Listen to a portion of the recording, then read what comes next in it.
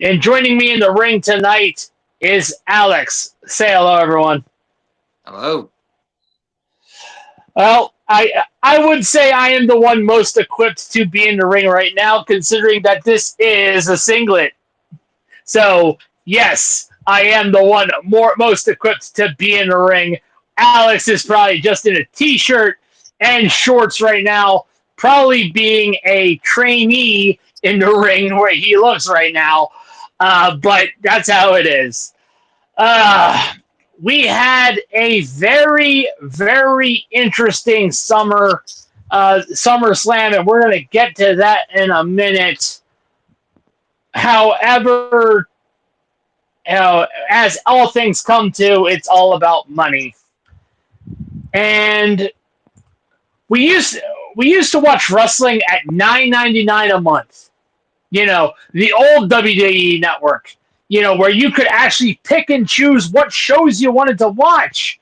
If you wanted to watch classic wrestling, if you wanted to watch the Stone Cold podcast, with the Broken Skull sessions, if you wanted to watch some biographies, it was pick and choose. You could enjoy it with freedom for $9.99 a month. Then they ruined it and signed with Peacock. Still $9.99 a month, but the old way was gone. The freedom was gone. Welcome to you must subscribe to Peacock to watch WWE Network. Crap baskets. Oh well, at least it's $9.99 a month. Well, not for long, because Nick Khan and Triple H have decided, in their infinite wisdom, to take advantage of inflation and the Trump taxes, aka the tariffs, and say we're gonna make big ass bank off of everyone, and signed an exclusivity deal with ESPN. And if you think you're going to pay $9.99 a month to watch your PLEs, welcome back to $30 for PLEs, motherfuckers. Sad but true. Sad but true. You wanna watch WrestleMania? $30 a month. You want it lower? Try working the shaft. We got shafted, man. We did, and with this, it's kind of what I used to do with Peacock. Pick and choose what POEs I watched. I watched Money in the Bank, watched Royal Rumble, watched Survivor Series. Pick and choose now because $30 a month, the economy's worse as is, and this is not going to do anything. They took away the NFL Red Zone from us, the NFL Network away from us, this $30 a month app BS, because ESPN has accepted that no one watches the show anymore because of multiple allegations and multiple behind the scenes stuff that has ruined everything about the ESPN channel on your TV Yeah, screen. So have fun picking and choosing what to watch now. yeah, because you're pretty much screwed. Just like how the famous women respecters over at ESPN like to screw you. So, there's all that. And of course, ESPN, as you said, they're dying. They're dying. This is desperation from ESPN, who are eventually going to be absorbed by Mickey Mouse himself, Disney, because that's who owns ESPN. Definitely. And Disney has already absorbed now, who is no longer Yep. a thing. It's just Disney Plus now, and it feels like this is just reaching for straws that didn't exist for them. ESPN was the thing that we all grew up on. I grew up on it. Cobra grew up on it. Everyone watching this grew up on it with, top 10 plays of the week, not top 10 plays of the week. It was fun to watch. ESPN, Fun. ESPN, yeah, ESPN's been around since the '70s. They were the original site for AWA.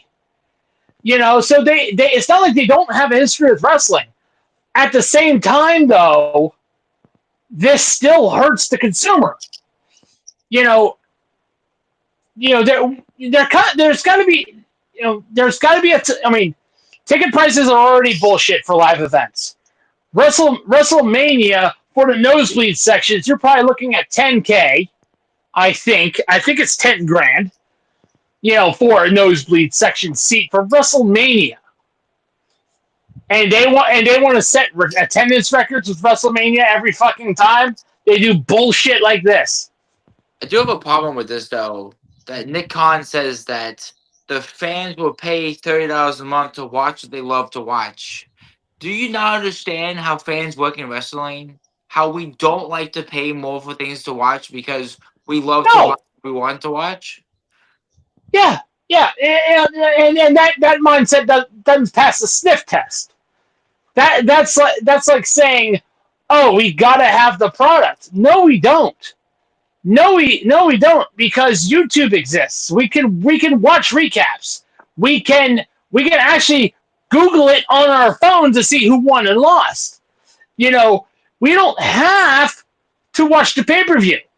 We don't have to do anything. All this is going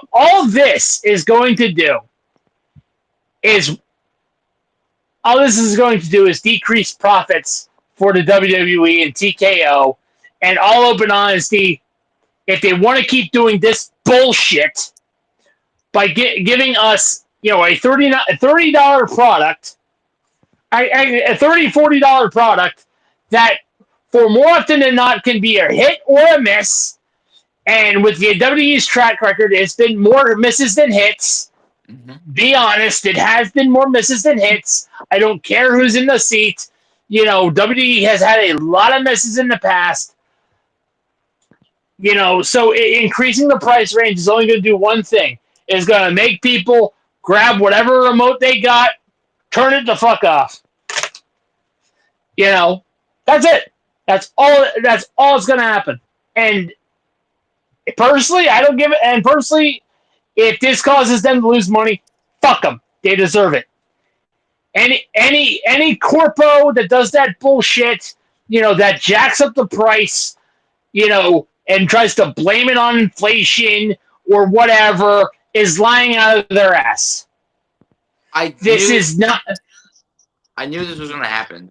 When TKO bought WWE, I was like, somebody's fishy about this. Something's going to happen to ruin this product for me. When they lost twice to USA Network, moved to Netflix for all, SmackDown and Fox still, I knew something was going to happen with this. And I grew up WWE Network. I watched all the old pay-per-views, start to finish.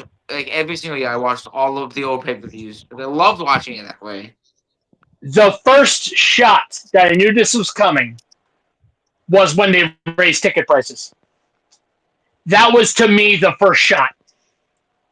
Oh, for sure, because the product is not good anymore. They took away some of my favorite PLEs. Too many of them, and they condensed it to make Survivor Series and War Games. They took away Extreme Rules. They took away all these great pay-per-view events that everyone loved, Cyber Sunday, etc., because it was too much, and they couldn't book everything because of lack of storyline and lack of hypeness because of how overinflated they were.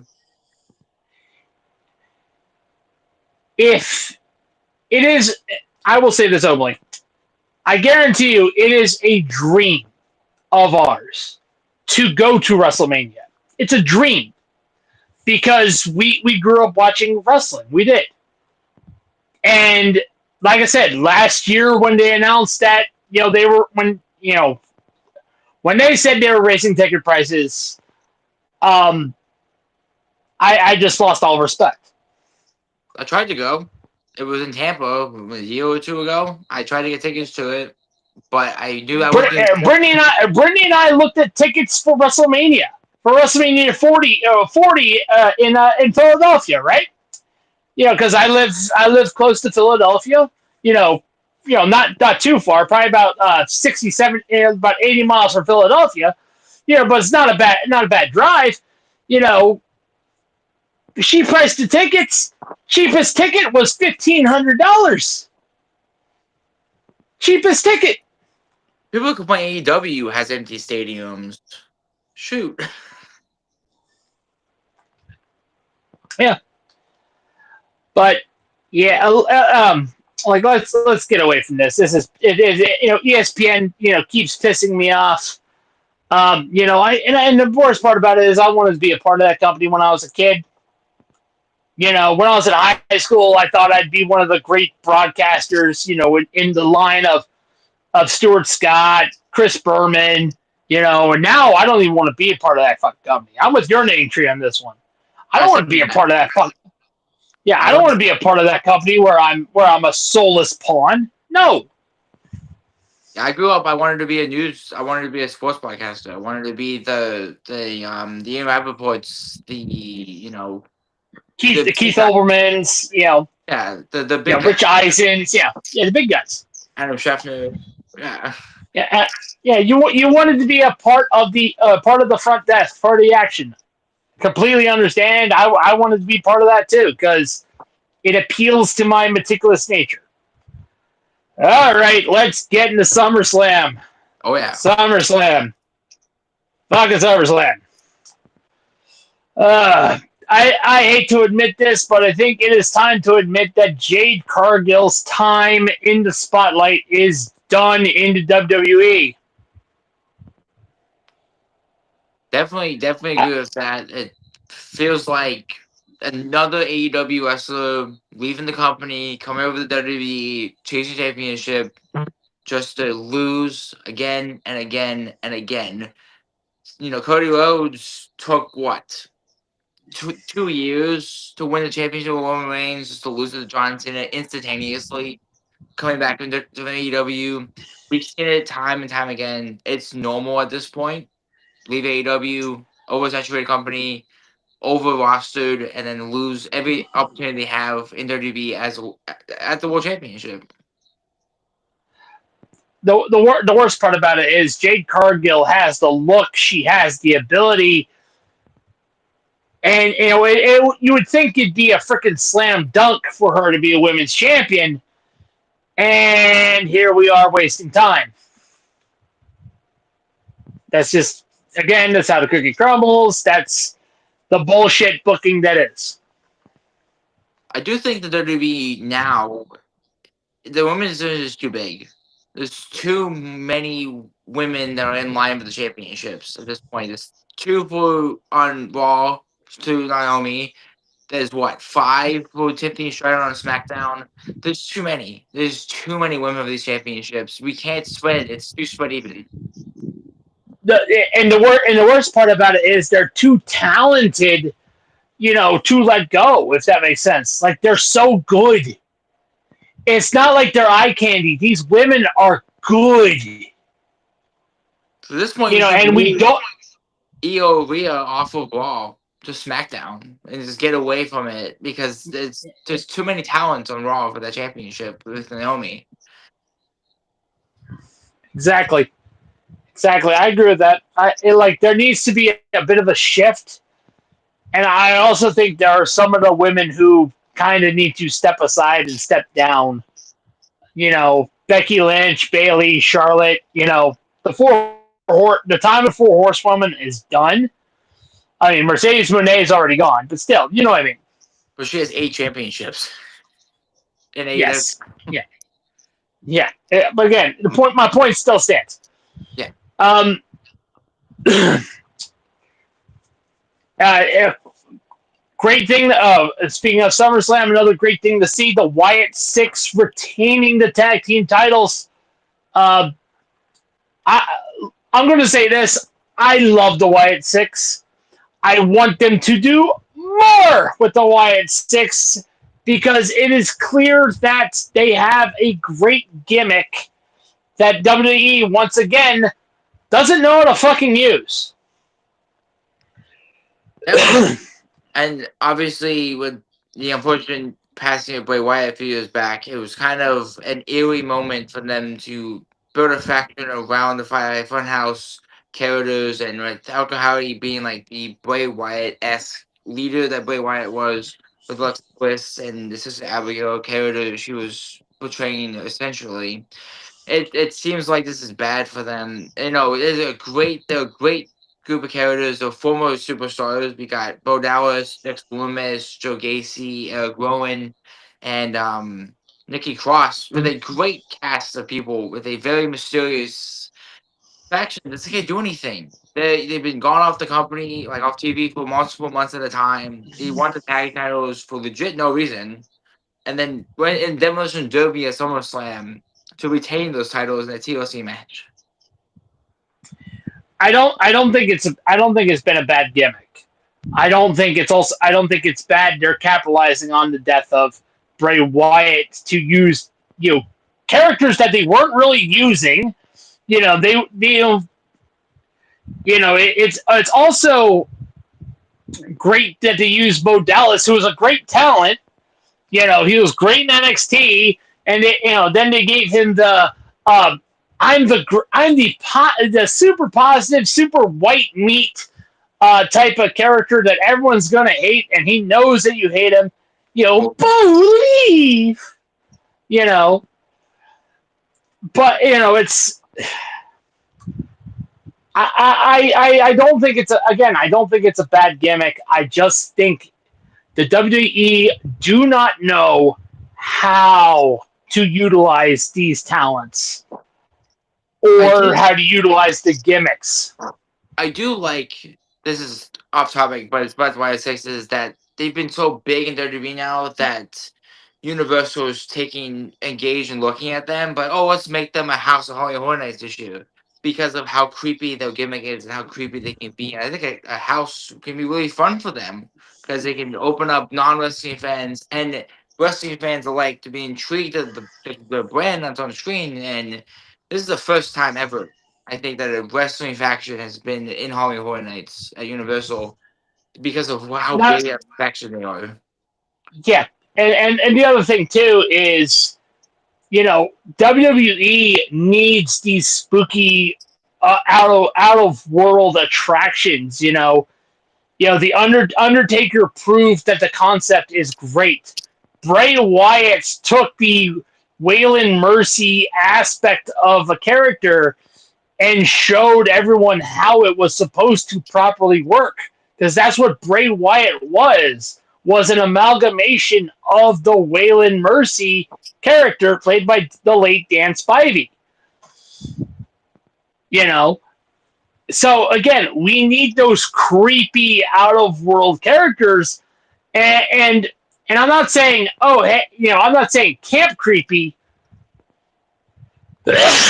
I'm saying macabre creepy, like the get you out of your comfort zone, that you leave, you leave the stadium and go, ooh, gave you a chill, Oh yeah. I mean, it was Paul Bearer who would go right up to Mick Foley or go right up to Kane every time Undertaker's music would hit and go, you see that? His hair would stand up on end. He'd have goosebumps. You need that. You literally need that.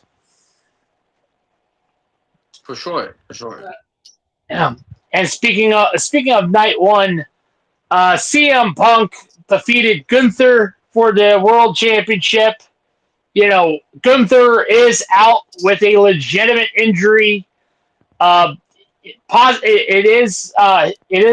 has something to do with his nose, although that might be storyline. There might be something more, but Gunther is out.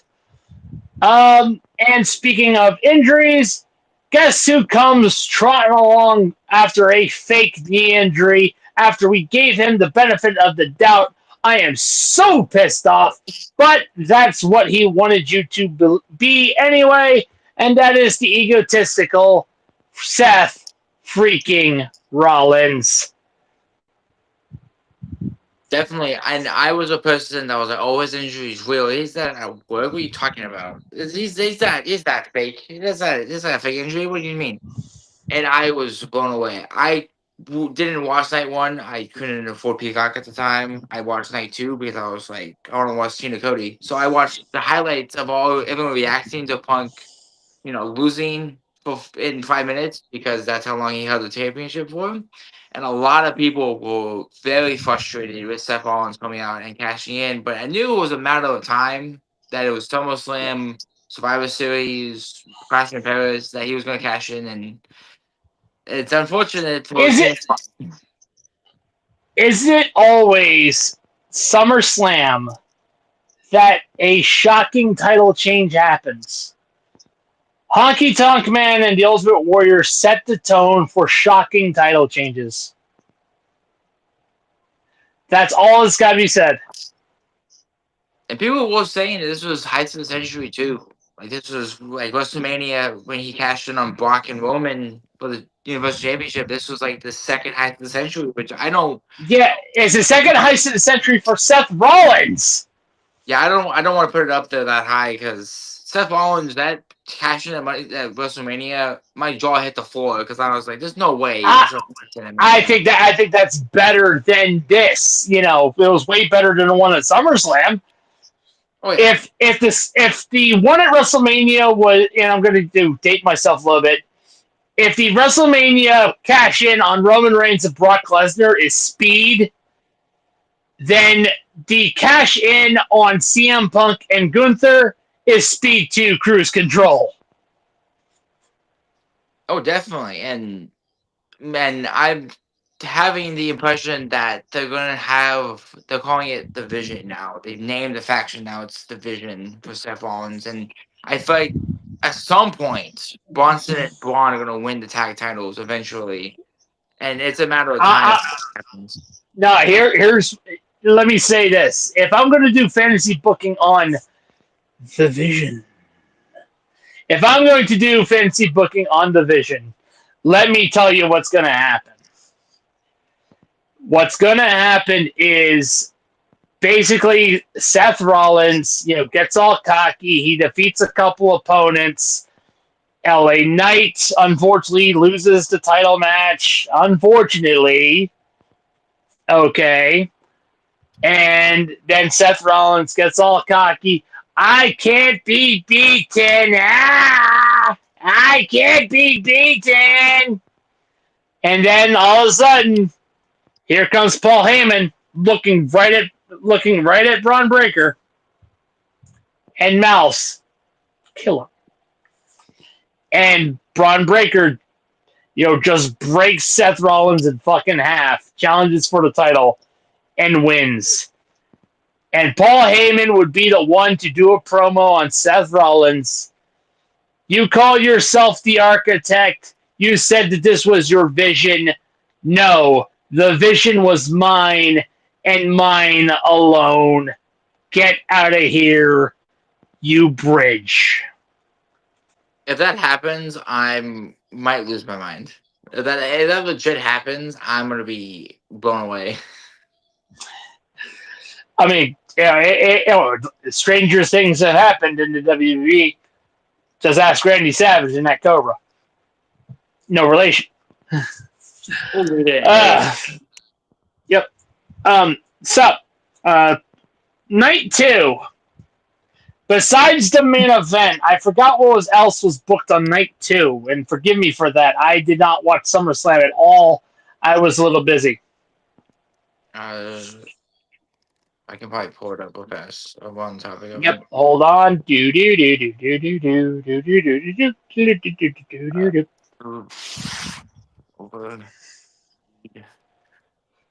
Alright, night 2.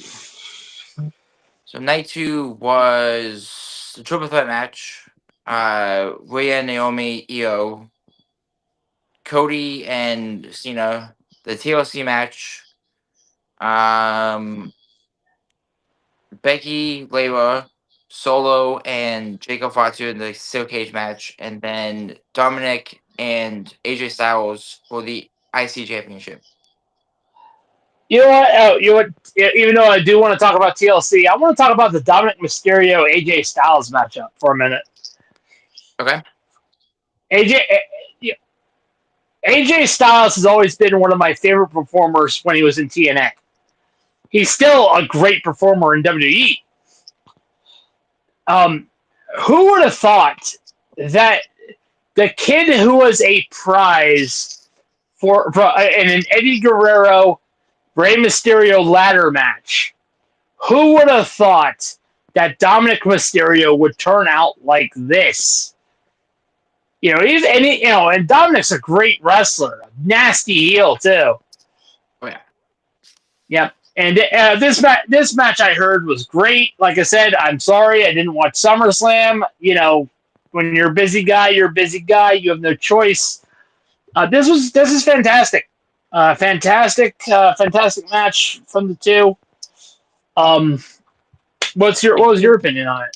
I did not like the ending though.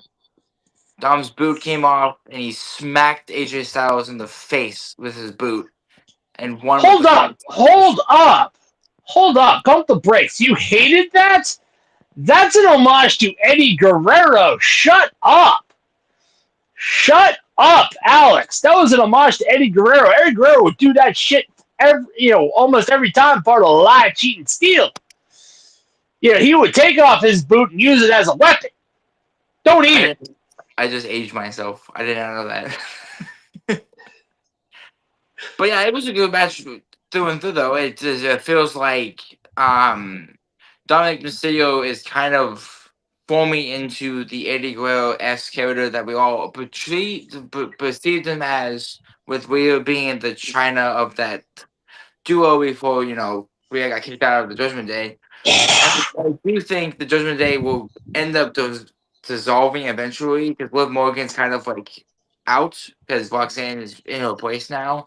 And I Dom think has so. really I close to think her. so. I do want AJ to win the championship. If that's a mid-card title, if that's a world championship. He hasn't been world champion in, 5 years? 6 years? Yeah. Been a long time that he was world champion. I want Finn Balor to go to AEW and beat Prince Devitt. Return to Prince Devitt. Really? You think he would do well Yes. with the overbookedness of AEW? I think he would have. I think he would have better matches. WWE are wasting Finn Balor. They're wasting. He was the inaugural Universal Champion, which had to relinquish the shoulder injury, and he had to drop it because he broke his arm. Yeah, he's been wasted, and the tag titles is not what he needs. He needs a singles push. He needs what we all want: a world championship on his shoulder. And he's not going to get it. Sami Zayn, Sami Zayn needs a titles push too. He won't get it. Well, yeah, because after he beat Gunther, it was kind of a waste because he immediately lost it in 2 months. Yeah, well, Sami Zayn, Sami Zayn is the, and I'm going to age myself here. Sami Zayn is the Tommy Dreamer archetype, if that makes sense. Always the bridesmaid, never the bride. He will always chase the title. He'll never get it. If he ever holds it, it's gone. It'll dissolve out of his fingertips faster than sand. Oh yeah. That's how what I imagine Sami Zayn's character has always been, even when he was El Generico. So yeah, Olay. All right, let's talk to TLC. We gotta get to it. You know more about this match than I do. Tell me about it, man. Let's just say a lot of things were broken. Ladders, tables, and bodies. A lot of bodies. Candice LeRae was sent through a ladder. Joey Gargano, I heard his neck apparently because he can't talk as well. A lot of things were broken. A lot of chaos was happening in this match, and I'm definitely surprised the YS6 retained because I thought they weren't going to retain. I picked DIY to actually win because I thought they were going to get the titles back again. But there was a lot of involvement with the YS6s. Obviously was involved. Ray Phoenix was involved. Obviously, he was in the match, but there was a lot of bodies and a lot of destruction in this match that caused a lot of cry out. Obviously, right afterwards, with rivalries still at fuming levels of action. Yeah, it definitely sounds like that this TLC match was trying to deliver a lot of high spots and not a lot of storytelling to me. Which, to be fair, a lot of these TLC matches have been trying to do ever since TLC 2. So that's where I'll get with that. Sad but true. Yeah. And now let's talk about the main event. John Cena versus Cody Rhodes. Oh yeah.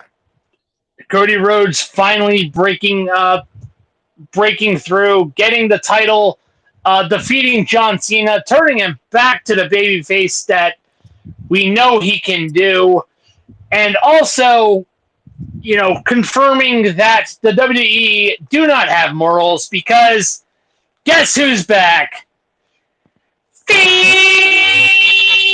Famous women respecter and cut to Mark Marrow, Brock Lesnar. Triple H confirming that John Cena wanted Brock Lesnar as an opponent because we are going through the John Cena Greatest Hits collection, and we gotta have John Cena and Brock Lesnar again. Oh my god, it feels like I'm listening to the Best of the Eagles. There's only so much you can listen of Hotel California. I had a rough night and I hate the fucking Eagles. Don't get me wrong. This was a amazing match between Cody and Cena because it was supposed to be a normal match, and then the feud exploded to make this a street fight, and I think it was necessary to make this a street fight. They fought all over MetLife Stadium, went into the crowd, went into the ring. They went under the stage at one point. They went all over the place. And I'm really glad Cody finally finished the story part 2, the second time, and got back the title. And I feel like this lawsuit with WWE and Brock Lesnar and Vince McMahon has kind of been thrown out the window and thrown under the rug because Brock was a big part of that, lawsuit, with the allegations and everything else like The that. lawsuit's still going, by the way.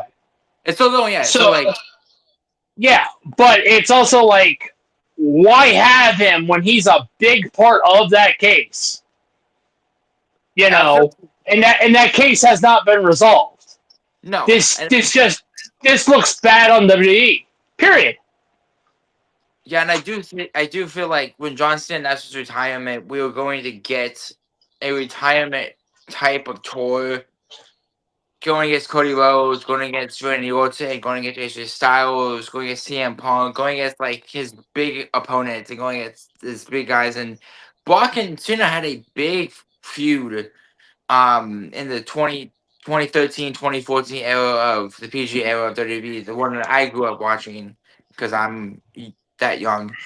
And when he returned, I was like, oh my god. What I do really like though, they let Michael Cole curse on Peacock, and I was like, yes. Finally we get Michael Cole to say cuss words. And I was like, give it to me. Because his reaction was genuine. I heard there was rumors that like Michael Cole didn't know he was coming back until his music hit. So No one did. Tell the truth. His holy shit was genuine, all Michael Cole and all his iconic voice of that announcer booth. Yeah, no one expected Brock Lesnar to be in. He was apparently a last minute entrant, if that makes sense. Like they called him up like at night 1. No one expected him to come in. He came in on a flight, blah blah. Like they expedited him under cover of darkness. They might as well put him under a Mayflower truck, and shipped him from Baltimore to Indianapolis. Take your pick how you want to say it. Yeah, and according to the post conference, even the crowd was angry, confused, sad, happy. There was a mix of emotions within MetLife Stadium of Cowboy Brock Lesnar, if we can call him that, coming back. I was like, what? Excuse me, is he going after Cena or the championship? What is happening right now? Yeah, again, the move doesn't make sense. The move definitely was a bad move in general, but WWE are doubling down on the move. It's like, hey, it's what John Cena wants. We're gonna give John Cena what he wants. While he's on this retirement tour, results be damned. We understand. We have a lawsuit. We can get in trouble. We do not care. I mean, if anything bad happens, we'll just call upon famous women. Respect your pumpkin spice Palpatine. Sweep it under the rug, blah, blah, blah. I do think it's ironic Uh, that he came back in 2023 at SummerSlam to challenge Roman. yeah. Now, 2 years later, he's returning at SummerSlam to take on John Cena for his retirement tour. I don't know if it's a SummerSlam returns that or a thing now, but they've been a thing for probably as long as I can remember, which is like, I don't know, 10 years of me watching wrestling. SummerSlam always has some crazy returns, some crazy title changes that like none of us expected. And this was one of Well, them. well, to be fair, his return was supposed to happen, at the Royal Rumble, but the court case happened, you know, but the litigation happened. So that's why Braun Breaker was in instead of Brock Lesnar. That was originally supposed to be Brock Lesnar's spot. Interesting. Um, but yeah, I think this is a bad move on WWE. I think the return to the quote real John Cena is definitely a 180, a double back on WWE because they botched the Cena heel turn. I think even John Cena knew that the heel turn was not going in the right direction, especially without The Rock, which is the biggest catalyst of the heel turn. Yeah, what happened to The Rock? He like disappeared after Mania. He turned up Mania Wa- and then he like Watch, bit. watch. He's the final opponent. So you think he's gonna face Cena at Mania 42? Before the year's out, yeah. Before So the because before he, they did fight yeah, twice at yeah. SummerSlam. John Cena's last match will be Cena Rock 3. And they You know, split. They split those matches. Rock won, Cena won the second one. and here's the thing, and the big one too. You know what I think will happen. Here's the fantasy booking here.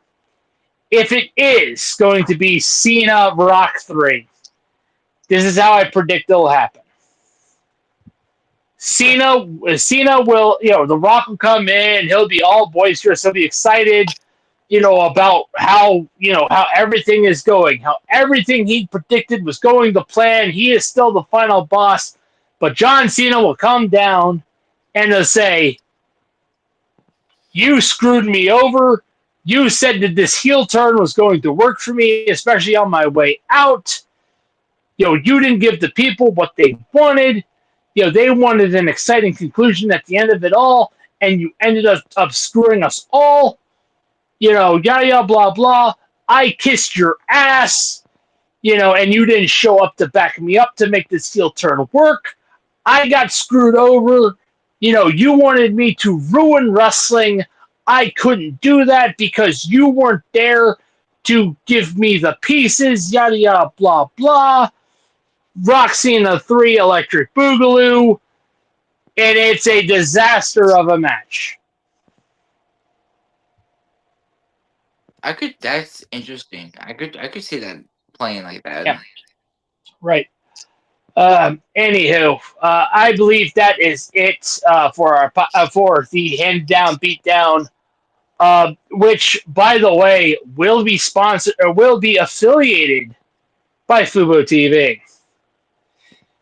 If you don't know who Fubo TV are, they are live sports and TV without cable. You get and if you want to give it a try, if you want to cut the cord, use our link in the bio to take you to FuboTV.com and give them a try for 30 days risk-free, cancel anytime. But when you do so, again, use our link in the bio wherever you get the podcast. Show the channel some love, support the channel. Fubo TV. live sports, live sports, TV, and movies without cable. Cut the cord today. So, like I said, that's it for the Hand Down Beatdown. I want to thank our other podcasts as well. You know, the Lap Down, the Hard Count, Dirt and Turf Podcast, Biscuits and Penalties, Passing the Pigskin. All those are on our channel, with the exception of the episode 0 of Passing the Pigskin. That is on our friend Bull Bill 99's channel on YouTube. You know, of course, thank you to all our affiliates that are in the bio. The links are in our bio. And I'm Cobra on behalf of Alex and everyone else at Hand Down on the Hand Down Beatdown and Hand Down Sports Media. Ring the bell.